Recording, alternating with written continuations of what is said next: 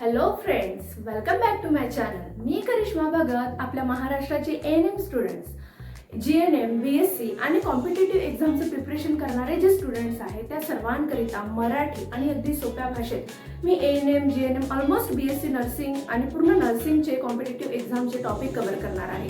तुम्हाला जर नोटिफिकेशन पाहिजे असेल, तुम्ही जर स्टुडंट्स असाल किंवा टीचरही असाल तर तुमच्या गरजू स्टुडंटला या प्रिन्स नर्सिंग क्लासेसचे चॅनल शेअर करा, म्हणजे त्यांचा स्टडी सोपा होण्यास मदत होईल.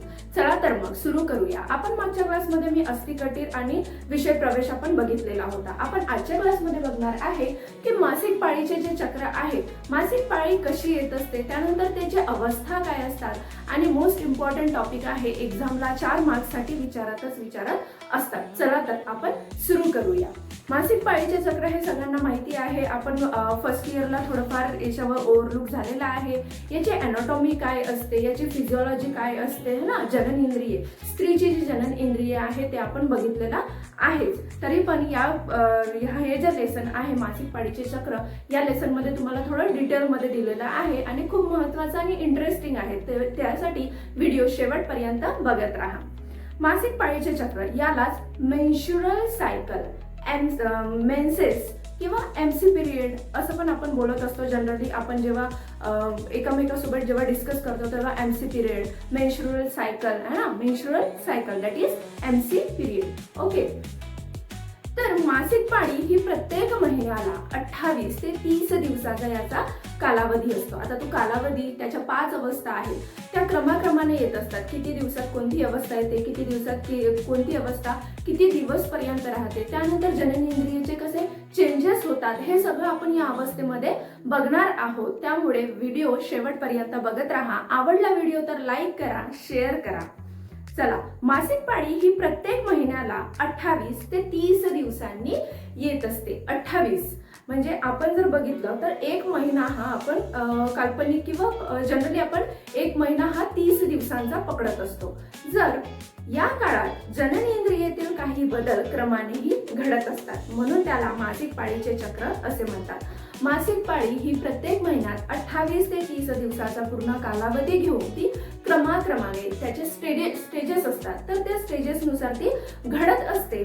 तर त्यालाच मासिक पाळीचे चक्र किंवा मेन्स्ट्रुअल सायकल असेही म्हणत असतात. तर आपण या अगोदर बघितलेलं आहे की स्त्रीचे जननेंद्रिय काय असतात, जननेंद्रियामध्ये काय काय चेंजेस होतात, वयानुसार अकॉर्डिंग टू एज कसे त्याचे स्टेजेस आहे, काय काय चेंजेस व्हायला लागतात आणि या सगळ्या गोष्टी आपण अॅनाटॉमी मध्ये म्हणजे फर्स्ट इयरला आपण बघितलेलं आहे.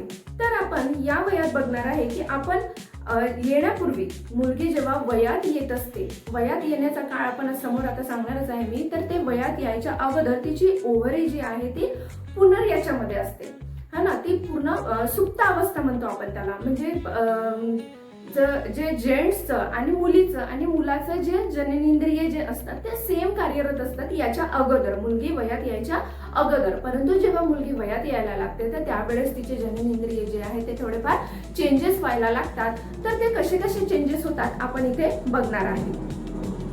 परंतु मुलगी वयात येते म्हणजेच वयाच्या 13 ते 16व्या वर्षाच्या दरम्यान तिला मासिक पाळी सुरू होते आणि त्याला प्युबर्टी असे म्हणत असतात. वयाच्या 13 ते 16व्या वर्षाच्या काळामध्ये काय होत असते, मेन्सेस किंवा मेन्स्ट्रुअल सायकलची जी पिरियड आहे तो सुरू होत असतो आणि त्याला प्युबर्टी असे म्हणतात. 2 मार्क्ससाठी किंवा MCQ साठी हे विचारू शकतात की खाली जागा फिल इन द ब्लँक्स, त्यानंतर प्युबर्टी कशाला म्हणतात है ना, किंवा ओरल मध्येही विचारू शकतात की प्युबर्टी कशाला म्हणतात. तर प्युबर्टी कशाला म्हणतात, 13 ते 16व्या वर्षाच्या दरम्यान जेव्हा मेन्स्ट्रुअल सायकल सुरू होत असते त्यालाच प्युबर्टी असे म्हणत असतात. लक्षात ठेवायचं.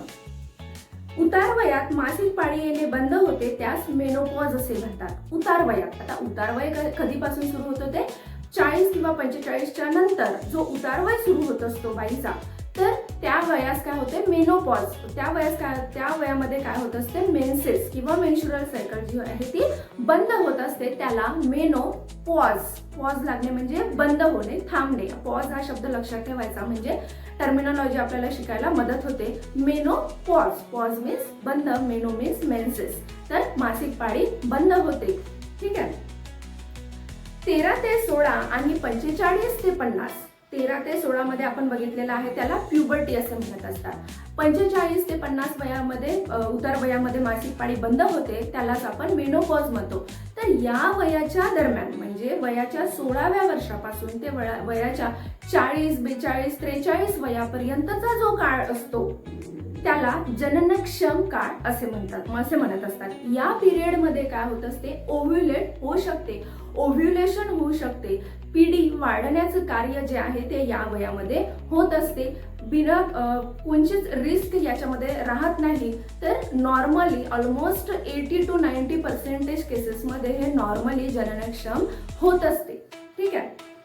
तर या काळात अगदी नियमितपणे मासिक पाळी येत असते जर स्त्री गरोदर राहिली. या काळात काय होत असते म्हणजे वयाच्या 16व्या ते 42-43 वर्षाच्या वयोमर्यादेमध्ये काय होत असते की मासिक पाळी नियमित 28 ते 30 दिवसाच्या दरम्यान ती येत राहते. तर या वयामध्ये नियमित येत असते, परंतु ही कोणत्या वेळेस थांबत असते,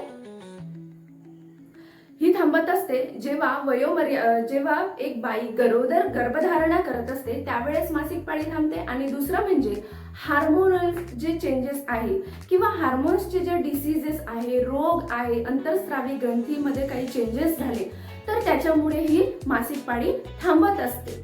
बाकी इतर वेळी ही नॉर्मली येत असते 28 ते 30 दिवसाच्या दरम्यान.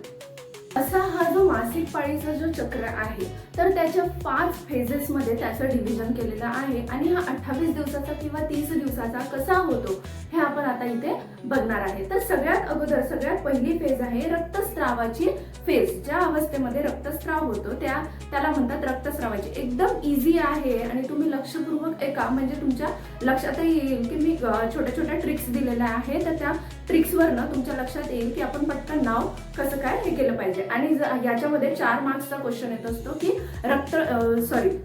मासिक पाळीचे चक्र कशाला म्हणतात. त्यानंतर आपल्याला आतापर्यंत आपण जे डिस्क्रिप्शन दिलेलं आहे ते पॉइंट टू पॉइंट लिहायचं आहे. आणि ह्या ज्या फेजेस आता मी डिस्क्राईब करणार आहे तर त्या फेजेस तुम्हाला पहिले लिस्ट डाऊन करायचे आहे. 5 फेजेस आहे.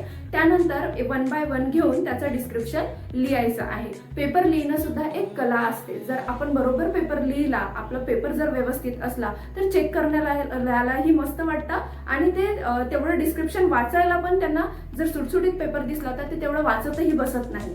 त्यामुळे आपला पेपर सुटसुटीत असला पाहिजे हे नेहमी लक्षात ठेवायचं. रक्तस्रावाची अवस्था मेन्स्ट्रुअल फेज.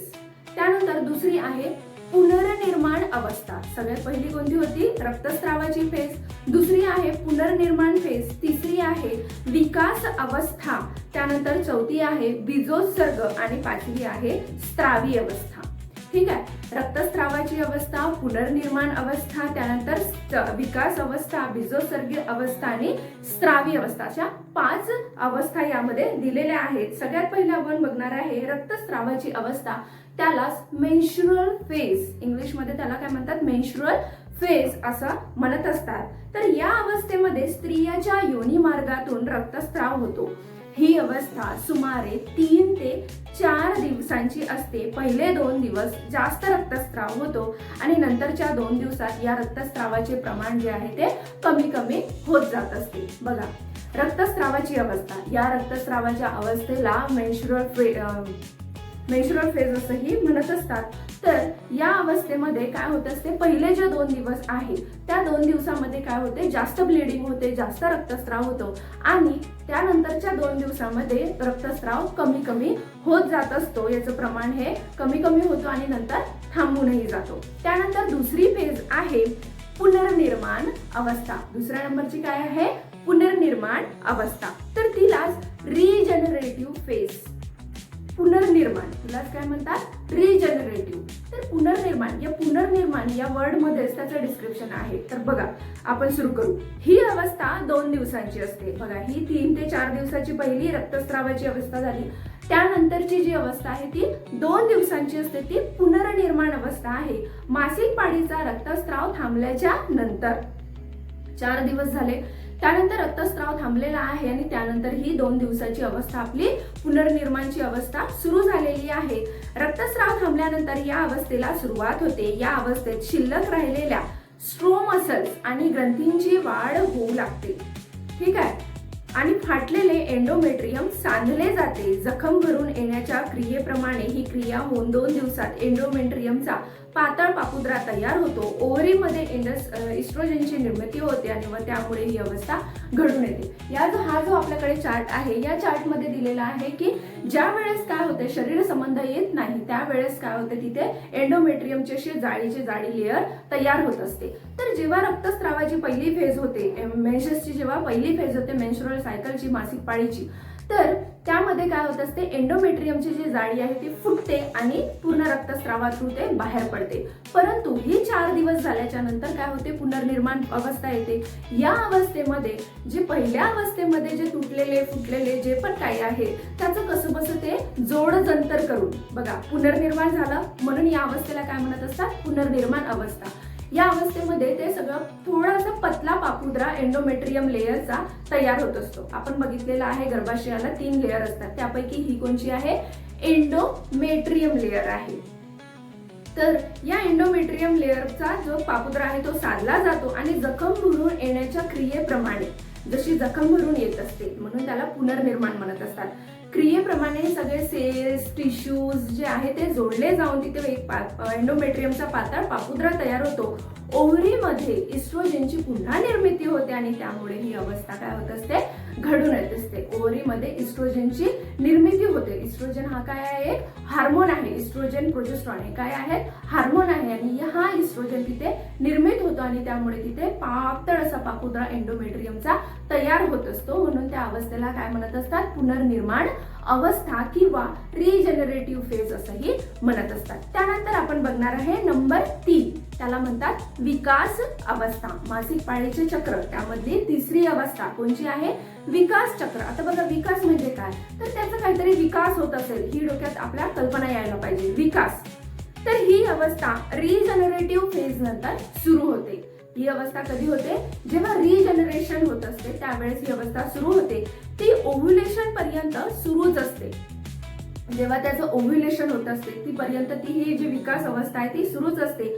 म्हणजे जवळजवळ ती 8 दिवसांची असते. आपण पहिल्या अवस्थेमध्ये 4 दिवस घेतले, दुसऱ्या अवस्थेमध्ये 2 दिवस घेतले, या अवस्थेमध्ये आपण 8 दिवस घेणार आहे. तर ही 8 दिवसांची असते. या अवस्थेमध्ये एंडोमेट्रियमची जाडी काय होते, वाढत असते.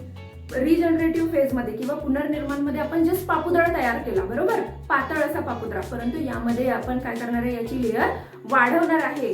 तेथील रक्तवाहिन्यांची व ग्रंथीची ही संख्या वाढून फलित बीजाच्या आगमनाची तयारी पूर्ण होते. तेथील काय होत असते, रक्तवाहिन्या, पापुद्रा तयार झाला त्यानंतर तिची जाडीही वाढली. जाडी वाढली म्हणजे काय आलं, तिथं रक्तवाहिन्या आल्या छोट्या छोट्या. तर त्यांचा पुरवठा, रक्ताचा पुरवठा हे कशासाठी वाढत असतात, ते पुरुषांकडून जे बीजकोष येत असतं है ना, शुक्राणू जे येत असतात पुरुषांकडून, तर त्याची ते वाढ बघत बीज फलित होण्यासाठी ते तिथे बाळाची निर्मिती करण्यासाठी सुंदर असं नैसर्गिकरित्या तिथे तयारी सुरू असते की एक बाळ येणार आहे. त्याप्रमाणे जसं आपल्या घरी एखादी बाई गरोदर असली तर आपल्या घरी एखादं बाळ येणार आहे म्हणून आपली पहिल्या महिन्यापासून जी आपली तयारी सुरू असते की हे घेऊ दे, ते घेऊ दे, नवीन कपडे घेऊ दे, गादी, पाळणा, सगळ्या गोष्टी आपण काय करत असतो, रेडी करून ठेवत असतो. त्याप्रमाणे इथे काय करत असते, आपलं जे गर्भाशयाचे एंडोमेट्रियमची जी लेअर आहे ती तिथे बाळाची वाढ बघत किंवा बीजची वाढ बघत तिथे सगळं रेडी करून ठेवत असते.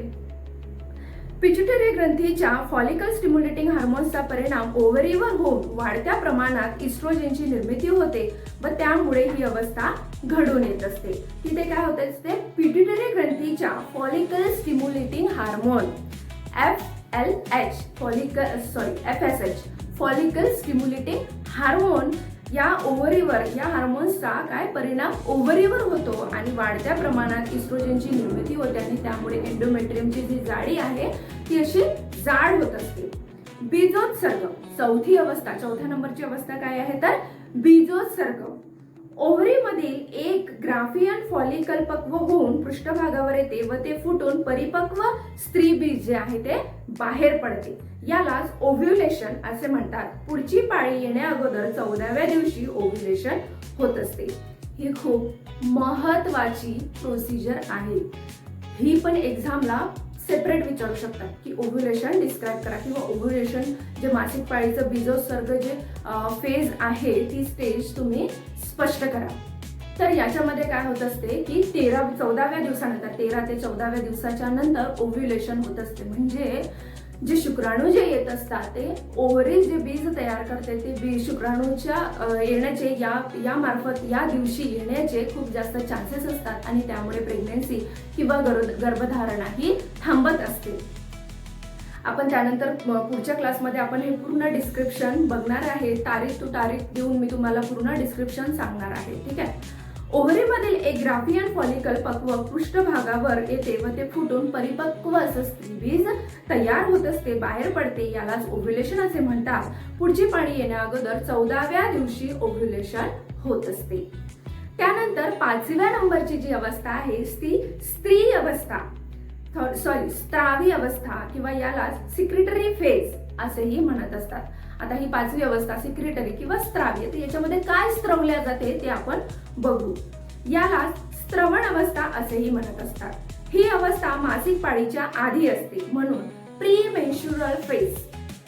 मासिक पाळीच्या आधी म्हणून प्री, आधी म्हणजे पहिले जी पण गोष्ट आहे त्याला प्री म्हणतो, नंतर जी गोष्ट होते त्याला पोस्ट म्हणत असतो. म्हणून ही प्री आधी येत आहे म्हणून प्री मेन्स्ट्रुअल फेज असेही म्हणतात. या अवस्थेत वाढलेल्या एंडोमेट्रियमची जी जाडी आहे ती आणखीनच वाढते. म्युकस ग्रंथीची वाढ जास्त प्रमाणात होऊन म्युकस स्त्रावांचे प्रमाणही वाढले जाते व त्यामुळे फलित बीज रुजण्यासाठी जणू मऊ व लुसलुशीत अशी शय्याच तिथे तयार होत असते. बघा, नैसर्गिकरित्या नॅचरली आपलं जे शरीर बनलेलं आहे ते खरंच एक दान आहे आपल्याला. तर बघा तिचे कार्य बघा, ती बरोबर एकदम त्या वेळेवर ती वाट बघते की ती येणार आहे, शुक्राणू जे येणार आहे आणि एक सुंदर असं गोंडस बाळ तिथे तयार होणार आहे. त्यासाठी ते काय करत असतात तर या अवस्थेत स्त्रावी म्हणजे ग्रंथींची जे स्त्रावी आहे, जे आपले हार्मोन्स आहे oestrogen, progesterone, luteinising hormone, FSH, LH हे जे हार्मोन आहे हे काय करत असतात, या अवस्थेत वाढलेली एंडोमेट्रियमची जी जाडी आहे आणखीनच वाढते. म्युकस ग्रंथीची वाढ जास्त प्रमाणात होऊन म्युकस स्त्रावांचे, म्युकस जे ग्रंथी असते म्युकस नावाची, तिथे ती जास्त स्त्रावली जाते आणि त्यामुळे फलित बीज रुजण्यासाठी फलित बीज जे शुक्राणू येणार आहे आणि ओव्हरी आपली तयार झालेली आहे, स्त्री बीज तिने परिपक्व करून बाहेर टाकलेलं आहे, तर ते शुक्राणू जे येणार आहे ते तिला भेटणार आहे. त्यासाठी ती मऊ व लुसलुशीत अशी शय्याच म्हणजे गादी तिथे तयार करून ठेवत असते.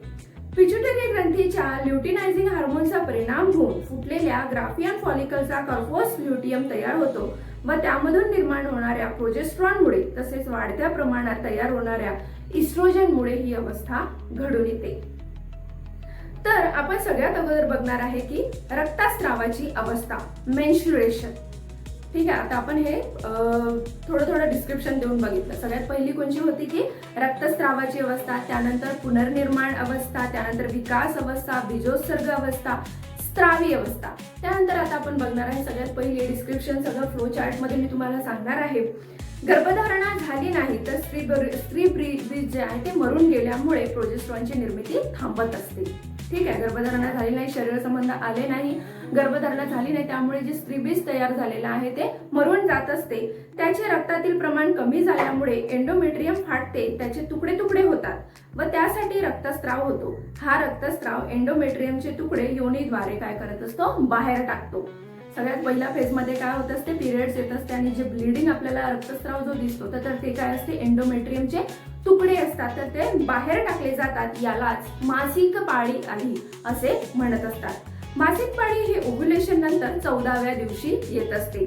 यावेळी सर्वसाधारणपणे 100 ते 200 मिलीलिटर रक्त स्त्रीच्या शरीरातून बाहेर टाकले जाते. स्त्रियांना रक्तक्षय होण्याचे हे एक महत्त्वाचे कारण समजले जाते. रक्तक्षय म्हणजे काय, ब्लड कॅन्सर होण्याचे.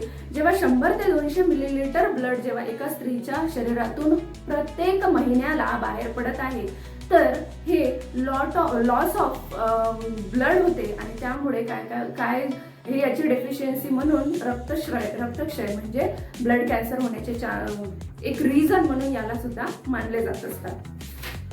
त्यानंतर इथे आपल्याला दिलेलं आहे की बघा, हार्मोन्सच्या मासिक पाळी व गरोदरपणाशी संबंध. ठीक आहे. हार्मोन्सचा जे आपले हार्मोन्स आहे, आपल्या ज्या ग्रंथी आहेत, तर त्याचा संबंध गरोदरपणाशी कसा येतो ते आपल्याला इथे फ्लो चार्ट थ्रू सांगितलेला आहे. फॉलिकल स्टिम्युलेटिंग हार्मोन्समुळे ओव्हरीज जे आहे उत्तेजित होत असतात. फॉलिकल स्टिम्युलेटिंग काय आहे, एक हार्मोन आहे आणि त्याच्यामुळे काय होत असते, इथे ओव्हरीज ज्या आहेत त्या उत्तेजित होतात आणि ओव्हरी इस्ट्रोजन या स्त्रावाची निर्मिती करते. ओव्हरी आपण बघितलेलं आहे निर्मिती कशाची करते, इस्ट्रोजनच्या स्त्रावाची जास्त निर्मिती करून इस्ट्रोजनमुळे पिट्युटरी ग्रंथी उत्तेजित होऊन फॉलिकल स्टिम्युलेटिंग हार्मोन्स व ल्युटिनायझिंग हार्मोन काय होत असते, स्त्रावत असते. इस्ट्रोजन पिट्युटरी ग्रंथीची जास्त उत्तेजित होऊन फॉलिकल FSH व LH हे हार्मोन्स आहे ते काय होत असते, जास्त स्त्रावल्या जाते आणि ओव्हरी या दोन्ही हार्मोन्समुळे कोणत्या फॉलिकल स्टिम्युलेटिंग हार्मोन आणि ल्युटिनायझिंग हार्मोन्समुळे उत्तेजित होऊन जास्त इस्ट्रोजन स्त्रवते. जास्त इस्ट्रोजन स्त्रवल्यामुळे फॉलिकल स्टिम्युलेटिंग हार्मोन व ल्युटिनायझिंग हार्मोन जास्त स्त्रवते. परिणामतः बीजोत्सर्ग ओव्ह्युलेशन होत असते. बघा एकंदरीत सांगते, फॉलिकल स्टिम्युलेटिंग हार्मोन्स हे काय करत असते, जे ओव्हरी जे तयार झालेली आहे ती ओव्हरी फॉलिकल स्टिम्युलेटिंग हार्मोन आणि ल्युटिनायझिंग हार्मोन हे काय करते, जास्त स्त्रवल्या जाते आणि मग ती जे बीज तयार झालेलं आहे स्त्री बीज ते ओव्हरीज ते काय करत असते, पुन्हा इस्ट्रोजनची निर्मिती करते. असं जास्त करून काय होत असते, परिणामतः इथे ओव्ह्युलेशन होत असते. तर कॉर्पस ल्युटिमस तयार होऊन त्यामधून प्रोजेस्टेरॉन आणि इस्ट्रोजन स्त्रवल्या जाते. जर बीजोत्सर्ग जर झालं, ओव्ह्युलेशन जर झालं तर कॉर्पस ल्युटिमस तयार होऊन त्यामधून प्रोजेस्टेरॉन आणि इस्ट्रोजन जे आहे ते तयार होत असते, स्त्रवत असते. आहे दोन्हींचे प्रमाण वाढल्याच्या नंतर ल्युटिनायझिंग हार्मोन व FSH स्त्रावणे थांबत असते. दोन्हीचे प्रमाण जेव्हा वाढत असते, इस्ट्रोजन आणि प्रोजेस्टेरॉनचे प्रमाण जेव्हा वाढत असते तर हे ल्युटिनायझिंग हार्मोन आणि फॉलिकल स्टिम्युलेटिंग हार्मोन्स जे आहे ते स्त्रावणे थांबत असते. ते थांबल्यानंतर जर शरीर संबंध आले तर काय होत असते, बीज फलित होत असते. बीज फलित झालं तर फलित बीज रुजत असते. इकडे जर शरीर संबंध नाही आले तर काय होते, बीज फलत नाही, बीज फलित होत नाही. त्यानंतर फलित बीज जे आहे ते मरून जात असते आणि इथे जर फलित बीज रुजते, कोरिओनिक गोनाडोट्रॉपिक हार्मोन कॉर्पस ल्युटियमच्या आकुंचनास प्रतिबंध करत असते. बीज जर पूर्ण फललं, तिथे गर्भधारणा जर झाली तर काय होत असते, कोरिओनिक गोनाडोट्रॉपिक हार्मोन कॉर्पस ल्युटियमच्या आकुंचनास प्रतिबंध करते. त्यानंतर वारेमार्फत स्त्राव निर्मिती सुरू होत असते. वारेमार्फत इथे स्त्राव निर्मिती सुरू होते आणि बाईचे गरोदरपण वाढीस लागत असते. बाईचे गरोदरपण इथे शरीर संबंध आले, बीज फलित झालं, फलित बीज रुजलं, त्यानंतर कोरिओनिक गोनाडोट्रॉपिक हार्मोन आणि कॉर्पस ल्युटियमच्या आकुंचनास इथे प्रतिबंध होतो. वारेमार्फत स्त्राव निर्मिती सुरू होते, बाईचे गरोदरपणही वाढीस लागत असते. इकडे बघा, शरीर संबंध जर आलेच नाही तर काय होत असते, बीज जे आहे ते फलित होत नाही. त्यानंतर फलित बीज ही मरून जात असते, बीज मरून जाते, कॉर्पस ल्युटियम आकुंचन पावत असते. इस्ट्रोजन व प्रोजेस्टेरॉनची रक्तातील पातळी एकदम कमी होत असते, ते स्त्रावणा कमी होते, कारण इथे काय झालेलं आहे, कॉर्पस ल्युटियम आकुंचन पावल्यामुळे FSH आणि LH ही आपली कार्य थांबवत असतात. तर इस्ट्रोजन आणि प्रोजेस्टेरॉन ही तिथे स्त्रावत नाही आणि मग मासिक पाळी ही सुरू होत असते. आजचा व्हिडिओ कसा वाटला, तुम्हाला काही डाऊट असतील तर कमेंट्स करा.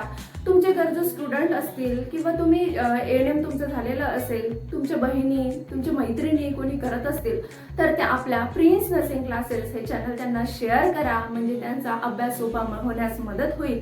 तुम्ही व्हिडिओ शेवटपर्यंत बघितला त्याबद्दल धन्यवाद. तुम्हाला जर काही डाऊट असतील तर तुम्ही कमेंट करू शकता, लाईक करा, सबस्क्राईब करा, शेअर करा. चला तर मग धन्यवाद आणि नेक्स्ट व्हिडिओमध्ये भेटूया. Bye bye.